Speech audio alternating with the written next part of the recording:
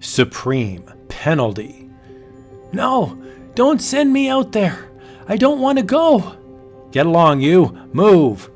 The X-40 unit rocket was made to be expendable. It was made as a punishment for crime. Don't send me into space. Come on, get in. The prisoner was placed in the rocket. The self-locking plastic lid was clamped down. A button was pressed and jet turbines roared. The rocket shot from its mooring. Spouting roaring flame, it zoomed out into the satellite prison. Chief Scientist Francis watched the rocket dwindle into a tiny dot as it was engulfed by the heavens. He shook his head in disbelief. This can't go on. Something's got to be done. And below, two men discussed the now unseen rocket. Well, Crank, there goes another one.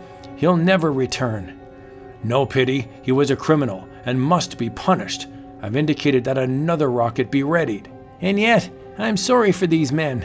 To be sent out into space with no return is a terrible punishment. Would you have us kill them? Make martyrs out of them? No.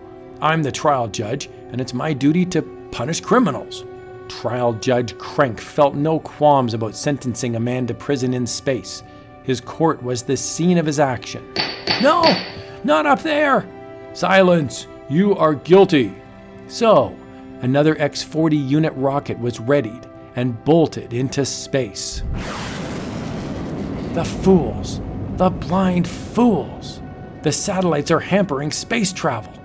Other planets are afraid to export goods to us. Our very existence is endangered by this crazy punishment. It's got to be stopped. For Francis knew that his planet would slip back into barbarism unless the status quo was wiped out, unless the supreme penalty was altered. There is only one way. The space barrier must be broken. If man could return from space, there would be no punishment in going into it. So Francis experimented, searched, observed, made notes, and experimented again to find this secret. Now, if only I can break down the ionic shield guarding the atmosphere. If only. And one day he did. At last, it is done. Now we can colonize the universe. We have saved our future. I shall be the first to blast into space and return. But Francis soon discovered that another, far greater barrier had to be penetrated. The barrier of human ignorance. For, absolutely not, Francis. I won't permit it. You're trespassing my right to sentence and prosecute. Your request is denied. You will not go out into space.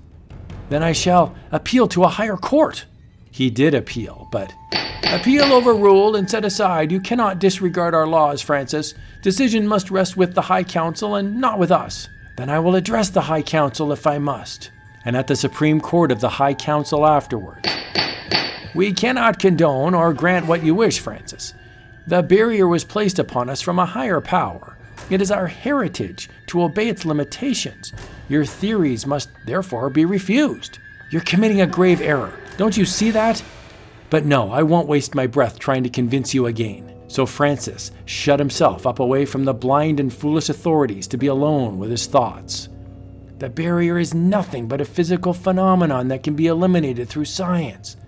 But the elders are too superstitious to see that if we don't open a pathway to the stars, our race is doomed.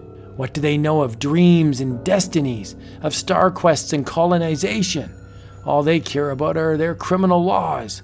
But wait, what if I should commit a crime? Then I too will be sent out into space as fitting punishment. And Francis put his plan into operation. Crank shall be my victim. He is the most superstitious, arrogant, and the cruelest of all the prosecutor judges. His death will be no great sorrow. Who is that? I see you in those shadows. No! It is done. Now let them sentence me. I shall not flee. People flocked from all corners of the globe to be present at the sentencing. Although Crank was only wounded, it was a serious offense. Look, the council has been seated. They're about to cast the fate of Francis. What are they delaying for? I'm a criminal and their sentence must be clear-cut and simple. Chief Scientist Francis, Are you ready for your punishment? I am. I have waited long for this moment. For soon I shall show all what it must realize. I have acted so that an entire race shall live. Now speak. Then the High Council must pronounce the sentence of the supreme penalty. However, you are a brilliant man and our greatest scientist. You are valuable to us. Considering this, we have decided that you are no common criminal. Your sentence, therefore, is life imprisonment. You will be under strict supervision in your laboratory.